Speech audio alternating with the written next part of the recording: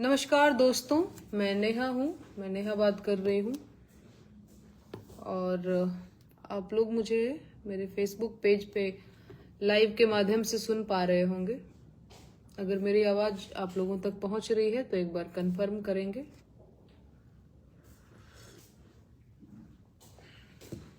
नमस्कार, जुड़ जाइए आप सभी। आप लोगों से कुछ बातें करनी है मुझे आज, और आज जरूरी बात करनी है।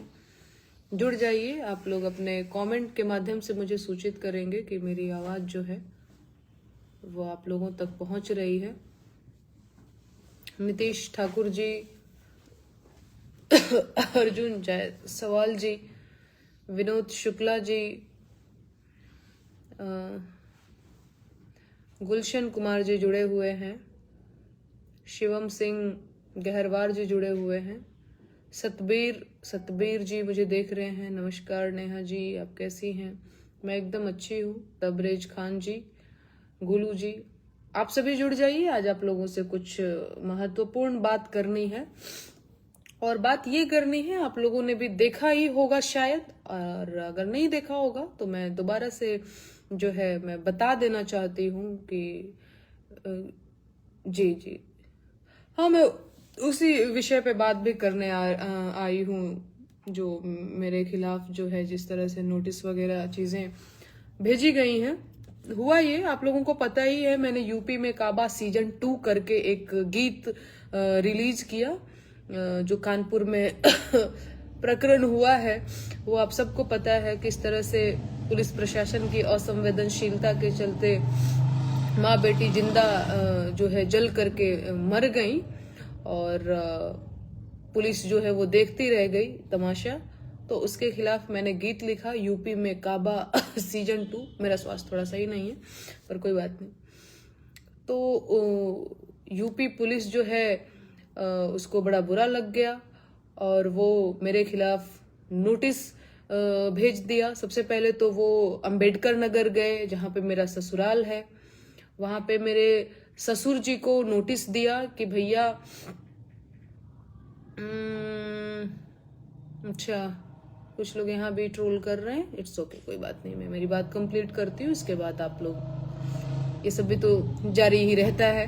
क्या तो मैं क्या कह रही थी, हाँ, तो पहले ये अंबेडकर नगर गए जहाँ पे मेरा ससुराल है, और वहां मेरे ससुर जी को नोटिस दिया। वहां से बात नहीं बनी तो इतनी सक्रियता दिखाई, बड़े ही फुर्तीले ढंग से वहां से कानपुर से चल के सीधे आ गए ये दिल्ली। अब देखिए, ये दिल्ली आए तो जैसे किसी क्रिमिनल को पकड़ने के लिए पुलिस जो जाल नहीं बिछाती है कि कहीं से भी आपको क्रॉस नहीं करने देंगे, आपको यहाँ पे पकड़ ही लेंगे टाइप की चीजें, वो क्या काम करती हैं। एक महिला पुलिस कॉल करती हैं मेरे हस्बैंड को, उनका नाम हिमांशु है। उनको कॉल करके कहती हैं कि मैं यूपीएससी एस्पिरेंट बात कर रही हूँ, और हिमांशु जी, मुझे पता है कि आप जो है यूपीएससी की प्रिपरेशन करने वाले बच्चों को कोचिंग कराते हैं, तो मुझे आपसे कुछ गाइडेंस चाहिए। इस जगह पे आ जाइए, मुझे थोड़ा आप गाइड कर दीजिए। तो हिमांशु भी बड़ा कंफ्यूज हो गए कि ऐसे आपको किसने नंबर दिया, मेरा नंबर किसने दिया आपको? तो ये तो कुछ नहीं बताया उन्होंने बस ये कहा कि नहीं, मुझे बस नंबर मिल गया, आप यहाँ आ जाइए, थोड़ा मुझे गाइड कर दीजिए। इस तरह से बात किया। तो हिमांशु और हमने इग्नोर किया, कोई रिस्पॉन्ड नहीं किया कि क्या मतलब है, कोई भी होगा टाइप, ऐसे कोई मजाक कर रहा होगा। फिर आधे घंटे बाद कॉल आती है, और ये कहा जाता है, वही महिला पुलिस कहती हैं कि कानपुर देहात से हम बात कर रहे हैं, हम पुलिस की टीम है, और हमारे साथ दरोगा जी हैं, हमारी पूरी टीम आई हुई है। आपके खिलाफ जो है ये नोटिस है, आप इसको रिसीव कर लीजिए, इस पे सिग्नेचर कर दीजिए, और बाकी सारी चीजें। तो मैं तो हिमांशु को बोल भी रही थी कि बिना वीडियो कॉल बात किए आप मत जाना, क्योंकि भैया कौन होगा वहां पे जो इस तरह से झूठ बोल सकता है। तो पता चले हम सामने गए मिलने, मुझे कोई और ही मिल जाए, है ना। तो इस तरह से हम लोग थोड़ा कम ही भरोसा करते हैं लोगों पर। और तो मैंने बोला हिमांशु को कि पहले कंफर्म हो जाओ ये पुलिस के लोग हैं या ये खुद ही चोर हैं क्योंकि इस तरह से झूठ बोलना कौन करता है ना। मतलब मेरे साथ वैसे व्यवहार हो रहा है जैसे मैंने बहुत बड़ा क्राइम कर दिया है कि तुमको तो इस तरह से झूठ बोल के पकड़ लेना, जैसे पुलिस नहीं करती, जाल बिछाती है क्रिमिनल को पकड़ने के लिए, उस तरह से एक नोटिस देने के लिए इतना ताना बाना बुना, है ना। तो ये चीजें किया। उस नोटिस में ये लिखा हुआ है, मैं आप लोगों से चाहती हूँ कि आप लोग दोबारा से यूपी में काबा का सीजन 2 सुनिए और आप लोग मुझे बताइए कि क्या सचमुच उस गाने में ऐसा है जिससे समाज में वैमनस्यता फैल रही है, या फिर समाज में तनावपूर्ण माहौल क्रिएट करने की मैंने कोशिश करी है, या फिर सामाजिक सौहार्द बिगाड़ने की कोशिश करी है। तो आप लोग भी उस गाने को सुनिए, क्योंकि यूपी पुलिस के नजरिए से तो वो गाना जो है ऐसा है कि वो समाज में नफरत फैलाने का काम कर रहा है ना। तो आप लोग भी सुनिए और मेरे लिए मैटर आप ही लोगों का प्रतिक्रिया करता है कि आप लोगों को कैसा लगता है, आप लोगों को भी क्या सच में लगता है कि मैंने उस गीत के माध्यम से नफरत फैलाने का काम किया है। तो मुझे आप लोग भी बताइएगा। और उस नोटिस में ये भी लिखा है कि अगर 3 दिन के अंदर मैं उस नोटिस का जवाब नहीं देती हूँ तो मेरे खिलाफ जो है उचित कार्रवाई करी जाएगी। इस तरह की चीजें करके मुझे कहीं ना कहीं डराने का काम किया जा रहा है। और ऑब्वियस सी बात है, मैं थोड़ा डरी भी। पहली बार जब ऐसी चीजें, पुलिस और ये सारी चीजें होंगी तो थोड़ा डर तो लगता ही, मैं तो घबरा गई थी। पर हिमांशु है वो काफी वो बड़े धैर्यवान टाइप के, उन्होंने बोला कोई बात नहीं, ये चीजें होती रहती है। मैं तो सच में घबरा गई थी, मैं तो कहती कि मिलने भी मत जाइए, कौन लोग हैं, और पुलिस के लोगों को झूठ बोलने की क्या जरूरत, इस तरह से कोई झूठ बोल रहा है, पता नहीं हम गए मिलने, कौन होगा, सारी चीजें। तो बाकी हाँ नहीं ठीक है, अभी मैं बहुत कॉन्फिडेंट भी हूँ, मेरे हस्बैंड मेरे साथ हैं तो मुझे बहुत वैसी कोई दिक्कत नहीं है। बाकी मैं एक बात जो कहना चाहती हूँ, और वो ये मैं कहना चाहती हूँ कि मैं अपने गीत, मैं पिछले 2.5 सालों से गीत लिखती रही हूँ, गाती रही हूँ, कोई भी गीत या कोई भी मेरे शब्द ऐसे नहीं है जो जिसको आप ये कह सकते हैं कि ये आपत्तिजनक है या असंवैधानिक है, ये नहीं होना चाहिए, समाज के लिए ये सही नहीं है, इस तरह की चीज नहीं होनी चाहिए, है ना। तो इस तरह का शब्द मैंने कभी प्रयोग नहीं किया। बाकी यहाँ पे आप देख रहे होंगे मैं भारत का संविधान लेकर के बैठी हुई हूँ और मैं बताना चाहती हूँ कि ये जो संविधान है मुझे अधिकार देता है बोलने की, पढ़ने की, रहने की, घूमने की, है ना। तो मैं कोई भी काम, मेरा गीत, कोई भी गीत वो संविधान के दायरे से बाहर नहीं है और वो संविधान के अंतर्गत ही है। ये संविधान जो है मुझे आजादी देता है, जैसा कि मैंने बताया। बाकी और मैं इसमें आप लोगों को भी मैं बता देना चाहती हूँ कि देखिए किन किन चीजों की मुझे आजादी है, और जो गीत मैंने गाया है उसकी आजादी, उसकी प्रेरणा कहीं ना कहीं मुझे भारतीय संविधान से मिलता है। इससे पहले मैं वो गीत भी सुनाऊंगी जो गीत मैंने मौलिक अधिकारों के गीत के नाम से रिलीज किया था और उसको भी आप लोगों ने सुना था और काफी पसंद भी किया था। वो गीत संविधान गीत के नाम से, मौलिक अधिकारों के गीत के नाम से था। मैं चाहती हूँ कि वो गीत भी मैं अभी आप लोगों को सुनाऊंगी, लेकिन उससे पहले मैं एक चीज जो पढ़ करके सुनाती हूँ आप लोगों को, जो भारत के संविधान में लिखा गया है और जहां से मुझे प्रेरणा मिलती है गाने की, मैं आप लोगों को एक बार पढ़ करके सुना देना चाहती हूँ। संविधान किताब एक बार दिखा दो। संविधान की है ये देखिए, शायद आप लोग देख पा रहे हो, एक्चुअली ये बहुत बड़ा है, ये इतना बड़ा है, इतना भारी है। ये भारत का संविधान है। मेरे लिए जितना पूजनीय गीता है, रामायण है, रामचरितमानस है, उतना ही पूजनीय भारत का संविधान भी है। तो मैं सुनाती हूँ। यहाँ पे लिखा हुआ है स्वातंत्र्य अधिकार अनुच्छेद 19।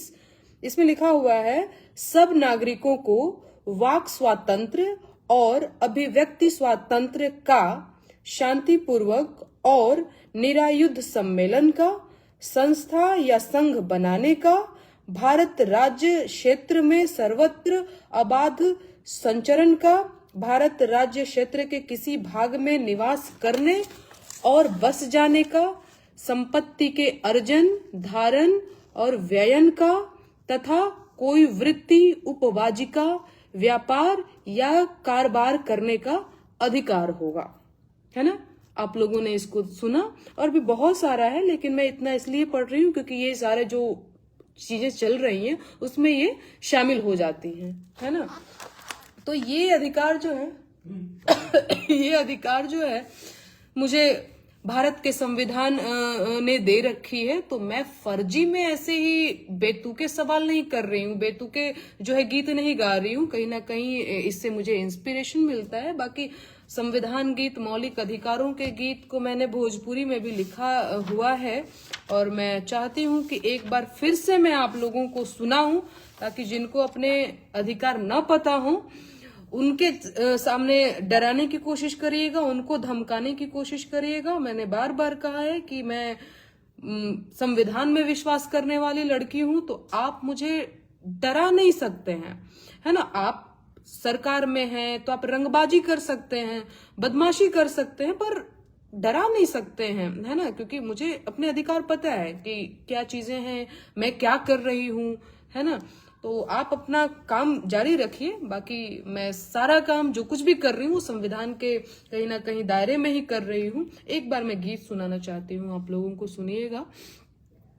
मेरा स्वास्थ्य थोड़ा सा कम ठीक है, मुझे बार बार खांसी आ रही है, तो माफ करिएगा उसके लिए।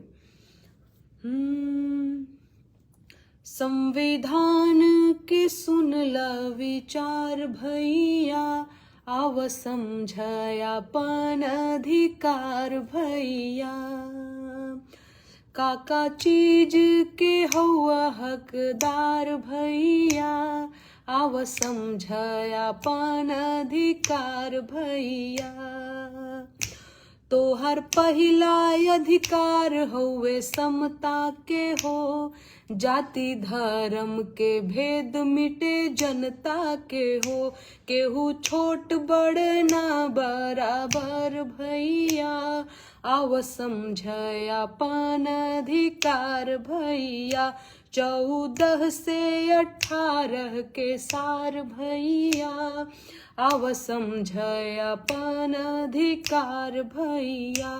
तोहर दूसरा अधिकार है स्वतंत्रता के हो, बोले पढ़े रहे घूमे के आजादी देवे हो, समुदाय व्यवसाय के आजादी देवे हो।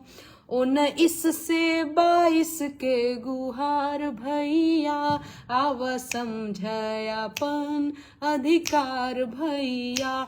तोहर तीसरा अधिकार है शोषण के विरुद्ध, बंधुआ मजदूरी बेगारी के विरुद्ध। 23 से 24 कहे बार बार भैया, आव समझायापन अधिकार भैया। चाहे मंदिर जइहा, चाहे मस्जिद जइहा, चाहे चर्च में, चाहे गुरुद्वारा जइहा, पूजा पाठ पे हक बा तोहार भैया, आव समझायापन अधिकार भैया। 25 से 28 के पुकार भैया, आव समझायापन अधिकार भैया। भाषा बच जाए कल्चर तोहार, माइनॉरिटी लोगन के हित के विचार। एहो 29 से 30 के पुकार भैया, आव समझायापन अधिकार भैया। तोहर घर से भइल घर के होगी रफ्तार, 24 घंटा में कचहरी करे खुद विचार। 32 से 35 के जुगाड़ भैया, आव समझायापन अधिकार भैया। संविधान के सुनला विचार भैया, आव समझायापन अधिकार भैया। वाह, शानदार, बहुत बढ़िया। Thank you. देखिए ये मेरे पति है ना, ये बड़े ही अच्छे हैं। मतलब मैं इनकी वजह से इतनी कॉन्फिडेंट हो पाई हूँ कहीं ना कहीं, नहीं तो अभी आप लोग समझते भी होंगे इस चीज को। मैं यूपी बिहार की लड़की हूँ और यहाँ पे कितनी बड़ी बात हो जाती है ना। अभी मेरी शादी को सिर्फ 8 महीने हुए हैं और जिस तरह से ये सारी चीजें मेरे साथ हो रही हैं, समाज के लोग पहली बार पुलिस दरोगा जैसे लोगों को देखने के बाद वो ये नहीं सोचते हैं कि कोई मैटर हुआ रहा होगा, कोई बात हो ही रही होगी। उनको बस ये लगता है कि देखा देखा फलाना के पतो के अले अबे जुम्मा जुम्मा 8 दिन बिना भइल कोर्ट कचहरी पुलिस दरोगा बुलावे लागल। बड़ा हमारे यहाँ इंसल्ट के नजरिए से देखा जाता है। और सही बात है, यहाँ पे जब कल आई पुलिस की टीम तो मेरी सोसाइटी के गार्ड जो है वो लोग भी मुझे ऐसे देख रहे थे जैसे मैं कोई चोर उचक्के को कोई देखता है उस तरह से देख रहे थे। तो बड़ा इस टाइम पे हिमांशु का साथ है और यही है। मैं तो कई बार बहुत नर्वस हो जाती हूँ, तो वो कहते हैं कि नहीं तुम्हें बिल्कुल नर्वस होने की जरूरत नहीं है, मैं तुम्हारे साथ हूँ। और यही है कुल मिला जुला करके। और कहीं ना कहीं हम लोगों का एक छोटा सा परिवार है। अच्छी चीज ये है कि मुझे अपनी फैमिली में सभी लोग सपोर्ट करते हैं और आप लोगों के भी कहीं ना कहीं मुझे सपोर्ट की हमेशा जरूरत रहती है और है भी, क्योंकि अगर मैंने आप लोगों से कमिटमेंट किया हुआ है कि मैं आप लोगों के साथ हूँ, तो आप लोगों को भी ये कमिटमेंट करना होगा मुझसे कि आप लोग भी मेरे साथ रहेंगे, जो कि हैं भी। मैं देख भी रही हूँ लगातार ट्विटर पे 7वें 8वें नंबर पे ट्रेंड कर रहा था मेरा नाम। तो ये आप लोगों का सपोर्ट ही है, जिसके लिए मैं तहे दिल से शुक्रिया करना चाहती हूँ आप सभी का कि मेरे साथ जब इस तरह की चीजें हो रही हैं तो आप लोग मेरे साथ हैं। मैं तो बड़ा आभारी हूँ आप सभी का। और बाकी यही सारी चीजें हो रही हैं। मैंने सोचा कि बहुत सारे आज मीडिया के लोगों के साथ इंटरव्यू भी हुआ है, तो मैंने सोचा कि मैं भी आप लोगों को सूचित कर दूं कि ये सारी चीजें चल रही हैं हमारी लाइफ में। तो इसीलिए मैं भारत के संविधान के साथ और मौलिक अधिकार के गीत के साथ मैं लाइव आई, ताकि आप लोगों को भी पता चले और मैं अपना पक्ष रख सकूं कि मैंने कोई असंवैधानिक काम नहीं किया है। मैंने ऐसा कुछ भी नहीं किया है जिसकी वजह से मुझे इस तरह से नोटिस भेजा जाए या मुझे संदिग्ध की नजर से देखा जाए या फिर ये सारी चीजें जो कुछ भी हो रही हैं। बाकी मेरा स्वास्थ्य थोड़ा कम ठीक है आप लोग देख रहे होंगे बार बार मेरे थोड़े गले में दर्द है, बाकी ठीक है कोई बात नहीं। तो मैं फिर आप लोगों से बात करूंगी अभी मैं आराम कर लेती हूँ। बहुत अच्छा लगा आप लोगों से बात करके, बहुत धन्यवाद। अच्छा लगा आप लोगों से मिलके, आप लोगों से बात करके। आगे भी बात होती रहेगी।